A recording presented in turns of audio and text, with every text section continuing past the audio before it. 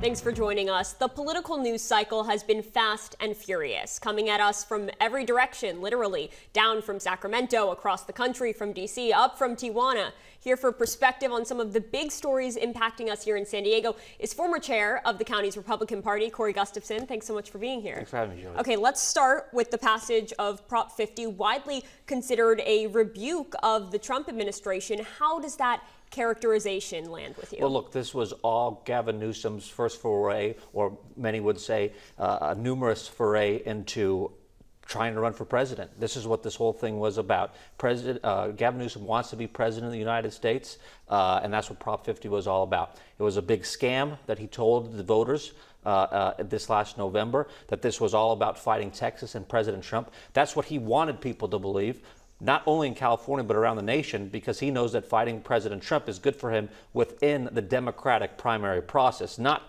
for California as a whole. What really happened was that we had a fundamentally hurt and destroyed our independent redistricting process, something that Democrats have agreed to since the beginning of redistricting, the Independent Redistricting Commission in California. So I think that this was really a political move by Gavin Newsom, and it hurt California. But this did pass by a wide margin. So what do you think didn't resonate with voters when it came to the no sides messaging? Well, look, the fact of the matter is, well, there's no way to sugarcoat it. There are 2 times as many Democrats in California than there are Republicans. This was a numbers game. Absolutely. So we tried our best. We put out a good effort in San Diego and in California, but we have to do more. And that starts with registering more Republicans. If we don't have more Republicans in the state of California, then we're not going to be able to compete statewide. There's a reason we haven't had a Republican elected statewide since Arnold Schwarzenegger, because we don't have enough Republicans. And the Republicans that we did have, Gavin Newsom and Democratic politicians chased them out to Texas and Florida because of the unbelievably bad way they've governed the state. So what do you do about that? How do you register more Republicans? Well, we have to show them what Republicans believe in. We have to show them that the affordability crisis that plagues so many Californians is not going to be solved by higher taxes. It's going to be solved by lower taxes, less government regulation, less government involvement, and letting people operate and engage in the entrepreneurial spirit that built up California from the beginning. So Californians have that conservative streak in them. California was Republican for many, many years before it turned completely Democrat since 2006. So Californians are open to a message of getting things done, of common sense. And Republicans have to take that message to each individual California voter and tell them that Republicans are the party of solution and Democrats are the party of failure. What are some of those solutions? We want to, number one, as I just said, we want to lower taxes. It's too expensive in this state. And the idea that you're going to make life more affordable for working families by increasing taxes, increasing regulation, is a fool's errand. We need to have more businesses that come into California and allow more of people's paychecks to stay in their wallet and their pocketbook. Republicans around California, Republicans in San Diego specifically, are pushing that message. You have Supervisor Jim Desmond, you have Mayor John Franklin fighting against the transfer tax proposal by Tara Lawson-Remer. They're going to try to put a sales tax. The Democrats on the council majority are trying to put a sales tax on people's houses. Aren't houses expensive enough? And here Democrats are trying to increase taxation on people's houses. And it's just not fair to first-time home buyers and those who are trying to get ahead in San Diego. Is this notion of reversing course and making California lean more to the right, is that a pipe dream, though, realistically? Short term, right, in the state, and California is an enormous state. But as I always said when I was chairman of the Republican Party of San Diego County, is we can't promise people results overnight. Right? That's not going to happen. But we can promise people progress. We can show them results. And what the party did, Republicans in San Diego County did last election cycle, moved the Republican Party 5.7 points to the right. So San Diego County moved 5.7 points to the Republican side. That's substantial progress. If that happens every couple of years, Republicans are going to be back in the fight in San Diego County. But we have to be solving problems and making an impact on Californians and San Diegans. Okay, circling back to Prop 50, you alluded to this, but originally this was presented as a response to Texas redistricting. Voters were told this would only go into effect if Texas drew new maps. Just this week, a federal court blocked Texas's new congressional maps. But of course, that language was ultimately taken out of the ballot measure here in California. So what do you make of all that? Well, it's amazing how these federal judges are targeting only conservative states. They've targeted President Trump's policies, issuing stays on a lot of what they're doing, really legislating from the bench. I think if you look at what Texas did, they did everything in a constitutional manner in accordance with Texas law. They had to redistrict because Galveston County was sued by the Biden administration, and the Biden administration lost. So the Trump administration, in order to get Texas going to where it should be in line with that judicial decision, that they had to redistrict. That's the reason why Texas redistricted in the first place, and then their state constitution has the redistricting process go through the state legislature. Whereas in California, that has not happened. Right? We have a redistricting process. And then Gavin Newsom decided, and why I think the lawsuit in California has a lot more legs to it when it eventually gets through the system, is that Gavin Newsom wrote these, paid for, by the way, by the Democratic Party, the Democratic National Campaign Committee. They paid for the redistricting maps before the people voted on it, right? Because they had to rush it through because there's a deadline on filing to get the special election done. So I think that this was obviously a political play, and Californians are going to, I think, regret what they've done. But ultimately, voters did approve this by a wide margin. Right. So should the will of the people here in California not take precedent here? Well, I think that we are a democratic republic. We have certainly in California a strong system of having initiatives or recall votes or special elections like we saw on Prop 50. But the fact of the matter is things have to be done in the proper fashion, right? There's also, in a democracy, we also want to follow the rule of law.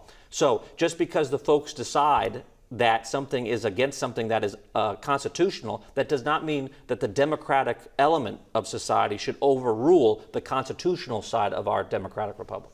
Okay, let's go back to cost of living. According to the conservative-leaning Tax Foundation, the average American household's cost will increase by $1,200 a year due to tariffs. How do you justify that? I would say that you have to look at the bigger picture, right? Yes, costs may be partly going up from tariffs, right? But we also have to look at the other side of it. It's shifting the tax base, right? Where Americans just got the largest tax cut in American history. Largest tax cut. This applies to all Americans, specifically working class Americans, right? Where you have a no tax on tips policy, a no tax on overtime, no tax on Social Security, keeping the income brackets where they were under the first President Trump tax cut. So Republicans are lowering the cost of living, lowering taxes across the country nationally. But what we have to remember here in California is that most government that affects each and every viewer today is done at the local level and the state level. And guess who's in charge in California and have been for 20 years like we just spoke about? The Democratic Party. They control the San Diego Board of Supervisors. They control with supermajorities Sacramento, both houses of the legislature, and of course Gavin Newsom as governor. When the cost of living crisis we're talking about in California, when we talk about that, it's at the Democrats' feet. They're the ones who have created this cost of living crisis through their tremendous tax policies. You predicted my next question. We know that a lot of these cost of living decisions are made at the hyper-local level of government. Yeah. So what can Republicans in California do to ease some of these burdens? We've seen rate increases and new fees at the city of San Diego, but that's an all-Democratic council. Well, San Diego Republicans do pretty well in local elections. If you look just in North County and in Escondido, we have a Republican mayor, Dane White, is doing a fantastic job, and 4 Republicans on the council there. So Republicans are making inroads in local cities. I think that the balance between Democratic mayors and Republican mayors right now is roughly equal in San Diego County. And that's because we get away from the national politics, right? We talk about what's hurting people in their homes. And what's they're hurting is that high cost of living, including high gas prices, a high taxation. These are all things that people are concerned about every single day when they wake up. And Republicans have the policies to stop those and to help the working families. I'm curious if you see a future where Republicans can gain a foothold in the city of San Diego specifically. The city of San Diego, again, has the same sort of problem, except to be honest, the numbers are even worse in the city of San Diego than the state of California. So we have a ways to go, certainly in the city of San Diego. But again, if you look historically at San Diego and San Diego County, before the last 10 years, it was a Republican area. And I think that the mantra, the feeling, as a person who's lived here for my entire life, San Diegans want government out of the way. They want to live their life. We live in the most beautiful place in the world, and we want to live our lives without government interference. We want to be able to go to a Padre game and not see homeless people on the side of the street during everywhere you go. We want to be able to go down the highway and not see people living out of tents as we drive by. This is not the San Diego that we all grew up with.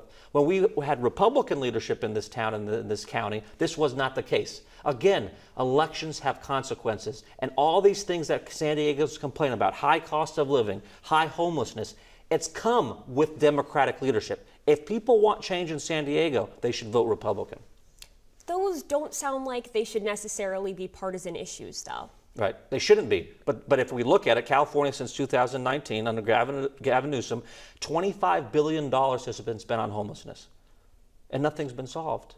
Right? Maybe marginal decreases over the past 6 months, maybe, but if you look at the steady stream of homelessness over the last 6 years, it's gone on an upward trajectory, right? Even though they're spending billions of dollars, and for some reason this isn't working. Republicans have ideas to stop this. If you look at what John Franklin Viss is doing, and again Jim Desmond on the countywide basis, I know that John Franklin is calling for the idea of making sure that we have the ability, that government has the ability to take people off the streets if they are have mental problems or are drug addicted, right? We can't just have people choose to be living on the street. There has to be accountability to this whole system. We're hurting people. I think there were 594 people who died on the streets last year, right? We can't have this happen. People can't choose that pathway because it's not compassionate. The compassionate way of going about this is we have plenty of money in the system, we have the beds available, but we have to make sure that the people who need our help are given that help and are put into these places that they can get the help from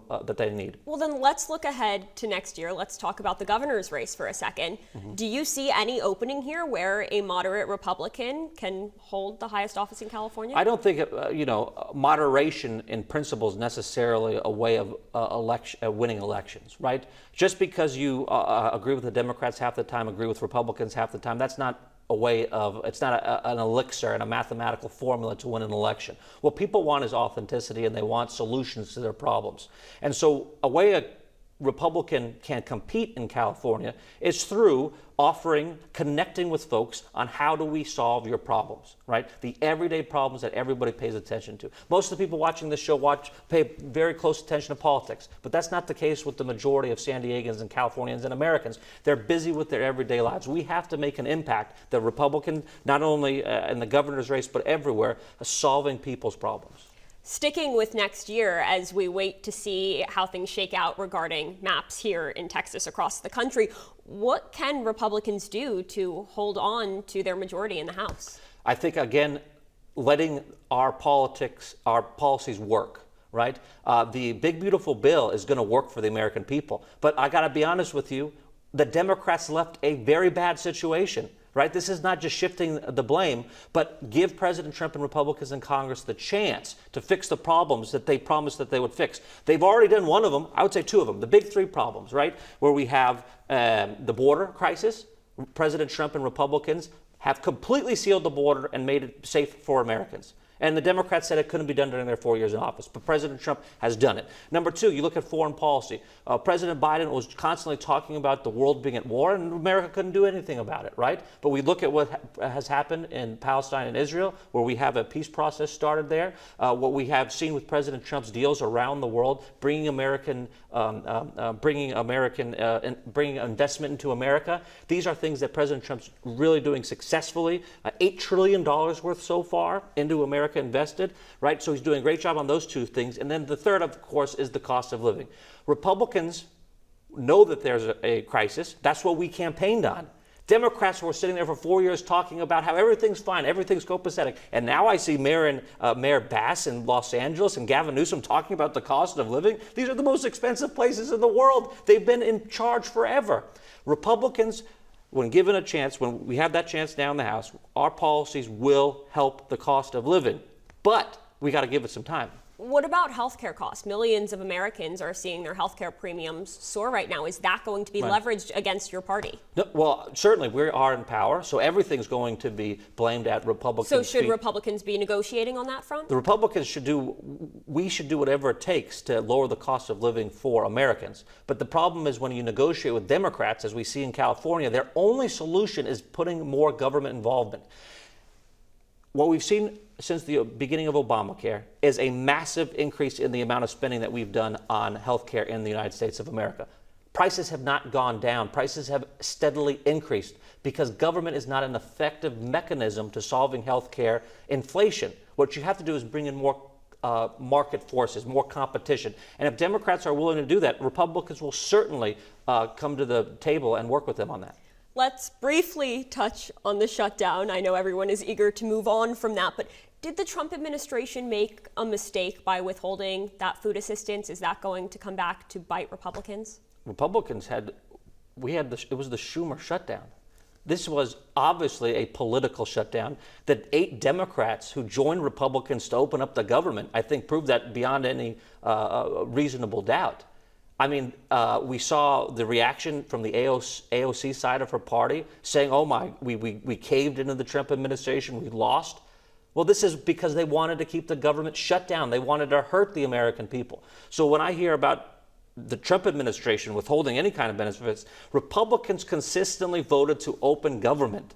We wanted a continuing resolution to keep government open and funded. Democrats were the ones who didn't provide the votes until 8 members of their party rightfully made the decision to open up the government for the American people. Before we run out of time, I do want to ask you about immigration, obviously a motivating issue here locally. Do you think the administration's one-size-fits-all enforcement policy could hurt Republicans at the polls here? I think that it's a nationwide issue, right? And I think that if you look at what happened in the last election, since President Trump came into office, we have been told that his immigration policies will hurt him amongst a certain part of the electorate. But if you look at where specifically how Latinos voted in the last election, they've never voted at a higher clip for Republicans since 2004. Why? Because people come here legally, want to make sure that folks who follow in their footsteps do so as well. They don't want people cutting in line, and they want to know who's in the country and who's not. This is very simple stuff. All Republicans want and have provided the American people is a secure southern border where we know who's coming in, where we know who's coming out, and providing a deterrent to the rest of the world who we don't know doesn't necessarily mean from Mexico, from South America, from Asia, from the Middle East, from China. These people were all flooding in from the southern border, and now Republicans have provided the security to where we can talk about immigration reform, but we could never do that before because the border wasn't secure. But now Republicans have accomplished that because of President Trump's leadership and Republicans in Congress's leadership. Do you think that distinction between border security and immigration reform is clearly communicated to the American people? I think that the American people see what's going on. I think that they remember the images on their television screen of people pouring across the border, of agents being told not to stop people coming across the border, of having private flights of bringing illegal immigrants into the country. I think that's what the American people remember. And what Republicans have to do a better job of is reminding folks of what it was and what it is now. And when you look at the southern border, we have a secure border where there is not the chaos that is going on. And that's good for all people. Whatever you believe should be how immigration reform should be done, having a secure border is good for all Americans. Because people are also going to remember images of babies being pepper sprayed now. And I did not see this. This was a story from last week. So how does that square with the Trump administration's promises to deport the worst of the worst? I did not see that image. The Trump administration and federal law enforcement are doing everything they can to protect people's due process rights, but they're cleaning up an enormous mess that the Biden administration left them, right? Again, 12 million people came into this country. When you talk about if what you said is true, because I didn't see it, I'm not saying one way or the other, but if that's true, the chaos is created by the Biden administration. If we would have had a secure border where we knew who people were here and who were not here, this kind of thing would not be going on. But the Trump administration is trying to fix the problem of this chaos that was left because of the open border policies of Democrats. According to NBC data, under 30% of migrants in ICE detention have criminal convictions. How does that square, again, with the promises to deport the worst of the worst? Well, you got to start somewhere. And it looks like 31% is a pretty hefty amount, right? And we also, there's other studies that have shown that the incarceration rate of folks who have been deported once is 61%. They are reoffenders in some way, right? Whether it be coming back into the country again or through another criminal crime.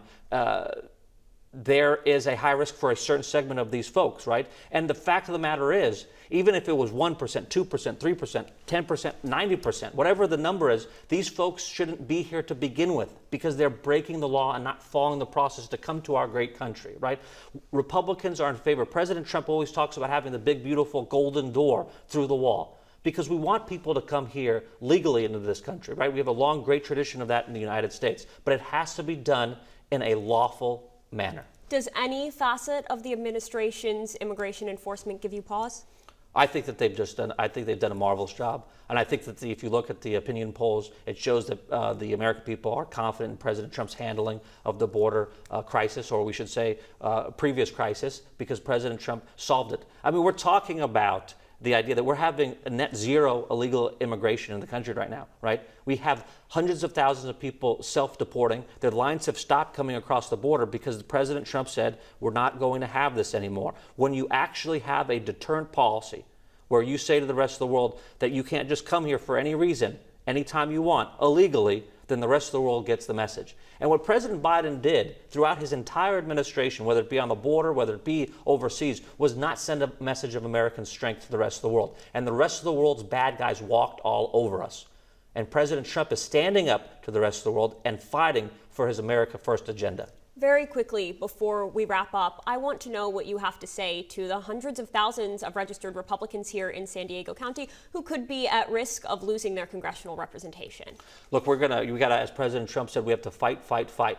And I think the Democrats are going to be surprised at what's going to happen. I don't think that they're going to win the 5 seats that they're expecting to win. I think you look at specifically the California's 48th congressional district, where Darrell Issa has been leading there in a great manner, helping pass these bills that have been helping Americans with affordability. I think he's going to win that seat. And you think Republicans will hold on to that seat? Absolutely. I think Darrell Issa, the voters know him very well, and they know that he's delivered for California. They know he's a great leader, and they know that he has the seniority in Congress to make sure that money and resources are coming back to California, and he's going to do the right thing by the American people. And this new district that the Democrats drew up for Congressman Issa includes former places that he used to represent, so they know him very well, in Vista, in San Marcos, and Escondido. So I think Darrell Issa is absolutely going to win the 48th race. Certainly a race to watch. Yes. Thank you so much for your time. We always appreciate having you here. Thanks for having me, Joey. Thank you.